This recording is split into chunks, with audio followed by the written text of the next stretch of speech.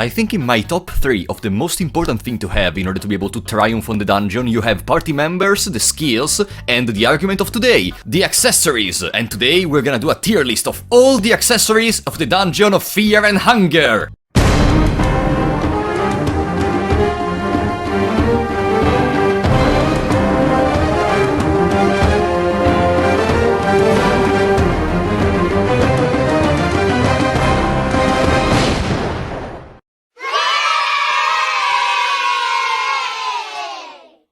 This tier list in particular is gonna be very difficult because we are not only considering the utility of the accessory, but also the accessibility, because in this game a huge part of the accessories is not guaranteed. You don't have the certainty that you're gonna find them. And yeah, for the majority of these items you can use an empty scroll to get them, but that's still the point, you still need to use a valuable item, which is the empty scroll. So, with this taken into consideration, we can start. And we're gonna start with a set of accessories, which are the boss souls. In fact, if you use a soul stone on some bosses, you're gonna get their soul as an accessory. And who is better to start than the Crow Mauler itself, the symbol of fear and hunger? This soul can also be obtained by using a soul stone on the double-headed Crow Mauler, and what it does is it increases your attack by 30%. That's honestly pretty good. But also, in my opinion, you have to consider something. One thing you may notice is that during fights, the most important thing is having consistency in your plan. The situations in which this higher attack is gonna create a significant difference. Of course, unless you are not using a plan and you're just doing random stuff. It's kinda low in my opinion, so yeah, it's not the best accessory of the game for sure, but it's not even so bad, so I'm gonna give it a B tier. And since I'm talking about consistency, let's go to a boss soul that actually allows us to get more consistency. The Black Witch Soul. This soul currently can only be obtained, of course, with an empty scroll, or in Terror and Starvation difficulty by defeating the Black Witch in Mahabre in the present. Remember, don't kill her in the basement, you will not get the soul there. And what it does is, it makes it so that your normal attacks are gonna deal poison. If you watched some other videos I have on the channel, you will know that poison in this game is broken, because it deals damage based on the max HP of the opponent, but the torso of basically all the enemies of the dungeon is gonna die once it reaches around 50% HP, or in some cases even just 75% of the HP. So you may imagine how, especially later on, having a renewable source to apply poison forever is very good. The reason for which I will not give S is because, number 1, there are still a lot of guaranteed other ways to apply poison, and number 2, because, as I said, you can only get it if you play on Terror and Starvation or higher difficulties, but it's still a very solid accessory, so I'm gonna give it A tier. Maybe you may say that it was kinda harsh, but I don't want to give S tier to everything. But let's go to something actually better. It is time for the White Angel Soul, which of course can be obtained by the White Angel, which appears after defeating Chambara. The soul is gonna give you 10 agility. What does the agility do at this point? Basically, if a character has at least 50% more agility than the average of the agility of all the opponents currently present, then at the end of the normal turn for everyone, there is gonna be an extra turn specifically for those characters. And almost all the enemies in the game have 10 agility, so basically it's an extra turn against everyone. Except for the last phase of the God of Fear and Hunger, because that phase has 20 agility. You can still get an extra turn if you combine the White Angel Soul and the fast attack, but still it's not important for today's evaluation. What I want to mention is another peculiarity of this accessory. In fact, if you try to run from the combat, and not with the skill run, but from the battle menu run, the menu you get access to if you cancel while you are in the selection of the action, then if all the members currently in your party have at least 20 agility, what happens is you're gonna be able to escape always 100% of the times. Considering all of this, for giving you multiple turns during the battle, which gives you consistency, and for allowing you to basically escape from everything on which you can use the battle menu run on, this is the first S tier of the day. But trust me, don't get used to it, because we almost finished with the useful stuff. The next one on the list is the Iron Shakespeare Soul. This soul is gonna reduce all the physical damage you take by 30%, and all you have to do to get it is to deal a mediocre amount of damage to the Iron Shakespeare and use a soul stone on him. It's easy to obtain, it allows you to set up an even better tank for some endgame bosses that require somewhat a tank if you don't want to use too much healing items, but the problem I have with it is that you don't really need it. You can just guard with a party member and you get almost the same effect. A possible usage I see for the soul is maybe giving it to a skeleton because they cannot guard during a hard mode run or something, but even then, I would prefer to not give skeletons Iron Shakespeare soul, because if it's Ragnavaldr S ending and they die, then unless you have an empty scroll, you're screwed, because you will not have the Iron Shakespeare soul anymore. So yeah, overall, it's good, but nothing to write home about. B tier. Bro, we only did 4 accessories in this whole time. I'm being too verbose. I need to cut off the stuff I say. So, oh no, the next one is gonna require so much time. The Old Guardian Soul. Of course you get it from the Old Guardian. What it does is, once you reach 0 HP, for that turn you're gonna be immortal. And at the end of the turn, it's gonna destroy itself and it's gonna bring you to 1 HP. And that seems pretty good, right? But if you think about it more, it's actually kinda situational, because if you think about it, it allows you to mess up one time. But what about equipping an accessory that instead prevents you from messing up? And that's all I have to say. Wait a second. I just realized that there is a very funny bug we can do with this. So, without going too deep into the explanations, if you get to 1 HP while having a critical state on you, you are gonna be immortal for the rest of that fight. And Old Guardian Soul is effectively a thing that almost enables surely the possibility of going to 1 HP with critical state on you. Skin Granny, for example, has a 70% chance to inflict critical state with the attacks. And if she does that when reducing you to 0 HP, then you're gonna be brought to 1 HP with critical state on you. And you know what that means? That you are immortal for the rest of the fight. This is nowhere near a good strategy, also because it relies on the 70% chance of critical state. But I still wanted to bring it up because it's kinda funny to me. Jokes aside, don't do this to kill the Skin Granny, just use the Salmon Snake Soul, goddammit. B tier! Let's hope there are no more gimmicks for the rest of the list, and the next one is the Butterfly Soul. Okay, the Butterfly Soul. After cutting off the organ in the Golden Temple, you can go back into the backyard and there will be the Butterfly Soul on the ground. Yes, you don't get it using a Soul Stone. You necessarily have to get it basically in what is the end game. And it gives you 50% evasion from physical attacks. And I know what you may say, yeah, it's not bad by itself, and also considering that if you stack it with the defense stance, you are gonna reach 100% evasion, which means you're able to evade all physical attacks. The problem is that... You know what, let me propose the problem as a question. What is a physical attack? Because the attacks of the enemies are, for the biggest part, certain hits, which bypasses the evasion. For example, as you may say, a gold is gonna attack me, but for example, the cleaver arm of the guard, we are able to evade it always... Do you know why I got hit despite having 100% evasion? Because I have the phobia status of me, which reduces my evasion. But come on, at least for example we can kill the Trortur! We can kill Trortur with the...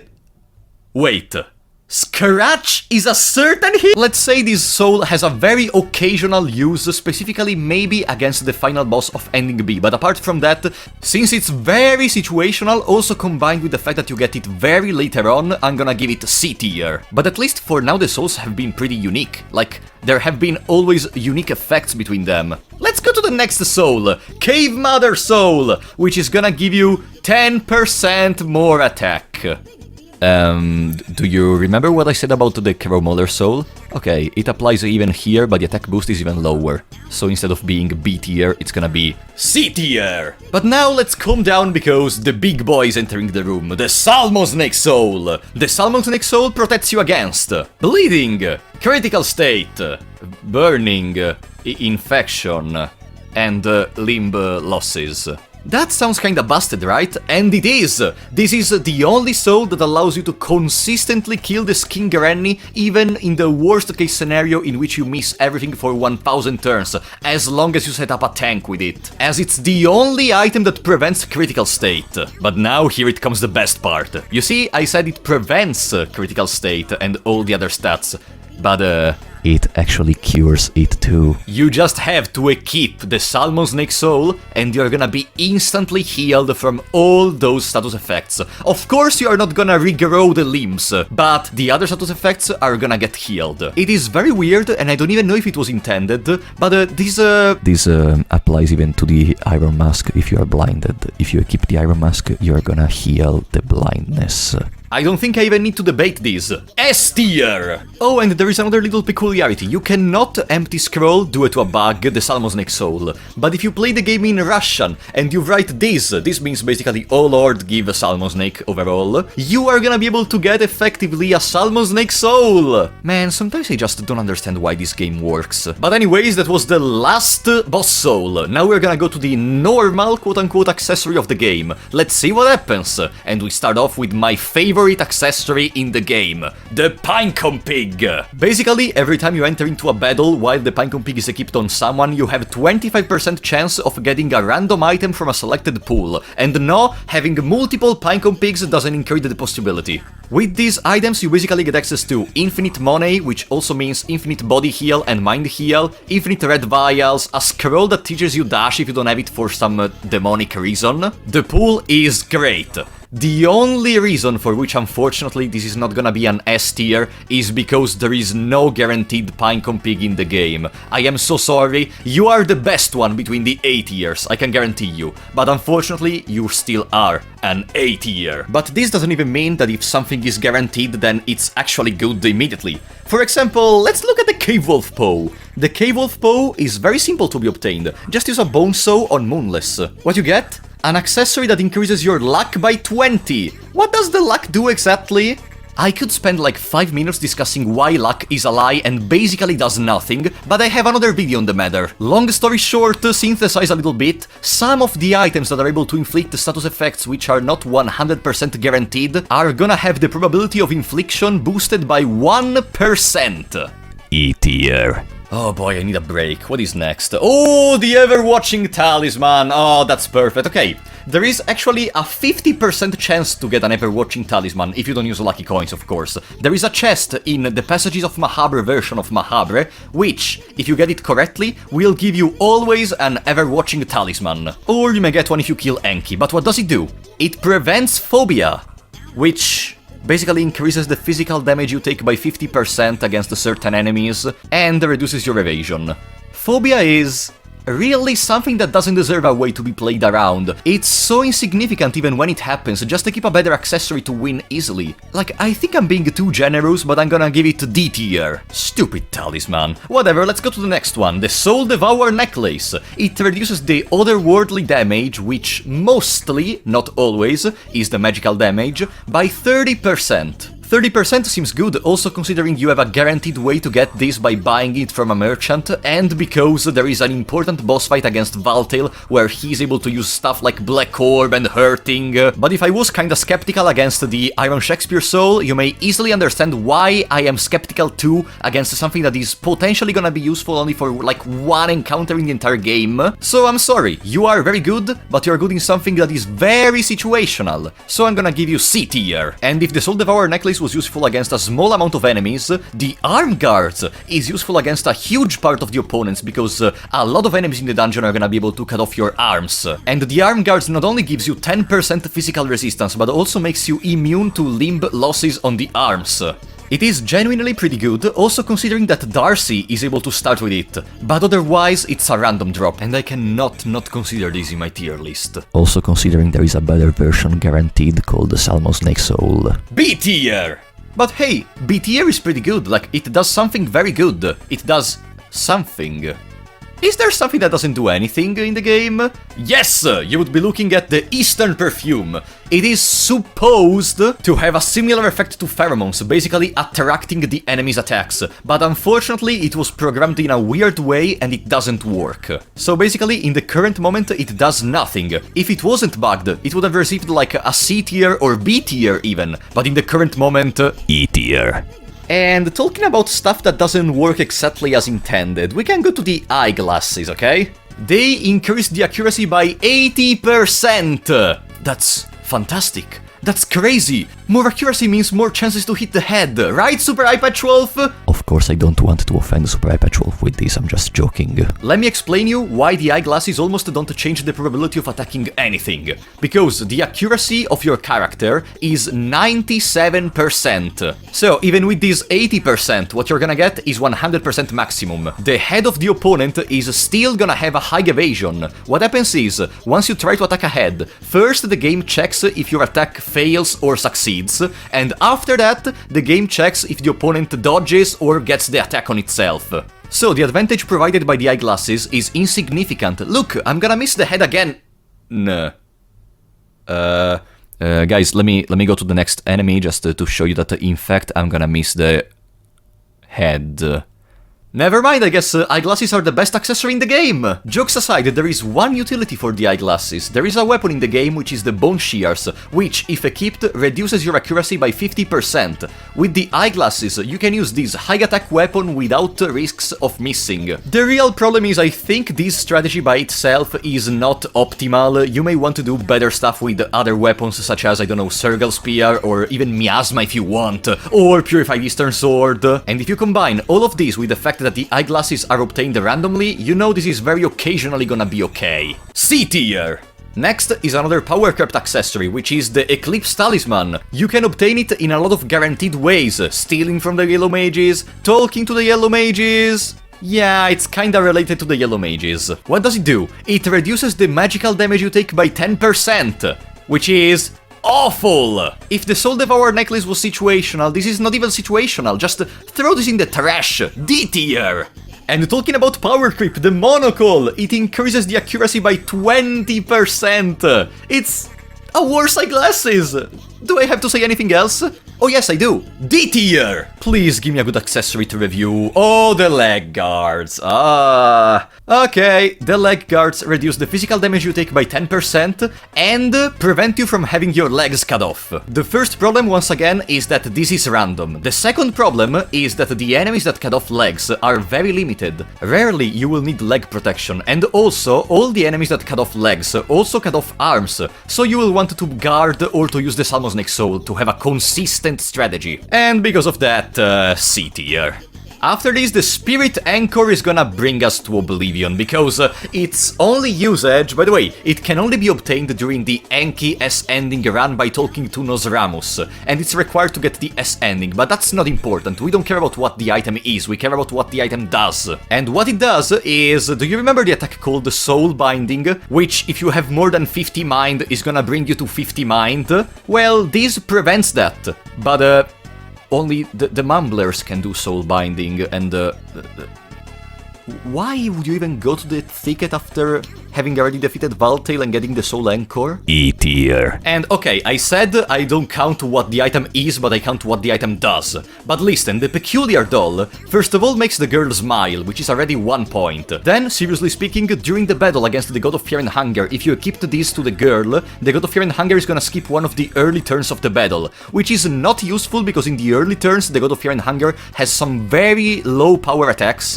but at least it does something. So as a little encouragement, I'm not gonna give E tier to this, but I'm gonna give D tier.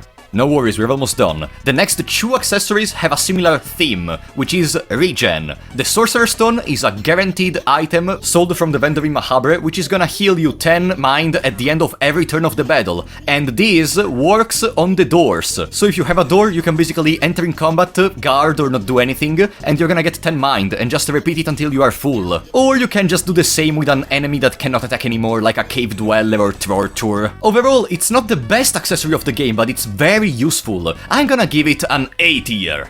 And its body counterpart, which is the Ring of Wraiths, unfortunately is gonna be a little bit more down. There is only one guaranteed Ring of Wraiths in the game, which is if you complete Bachman Quest, which requires you to not get the Gaunt armor, which is arguably the second best armor in the game. And it's gonna heal 8% of max HP every turn. You can do the same trick with the door, you can do the same trick with the enemies that don't attack anymore, but you can't get it consistently, and during battle, mind is better than body. So I'm gonna give it a B tier.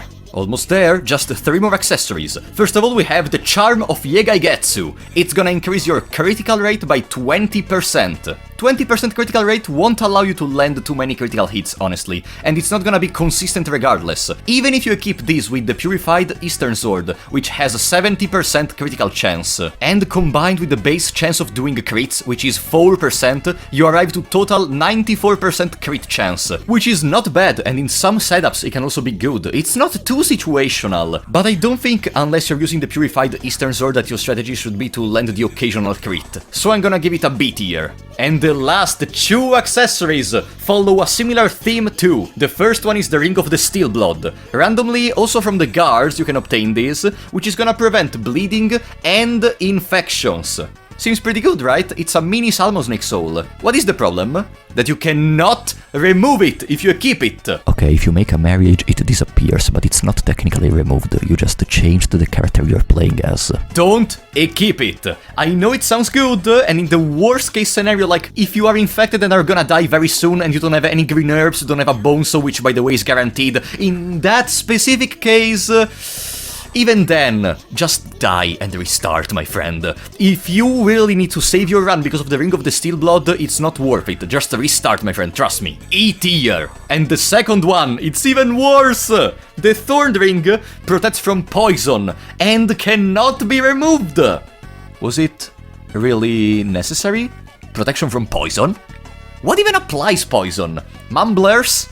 Maybe another enemy that I don't remember about in this exact moment? And no, the Body Snatcher applies Toxic, which this ring doesn't protect from, so you're still screwed regardless. Protection from poison would be situational. Not being able to remove the ring is comical. The worst E tier I will ever give in my life.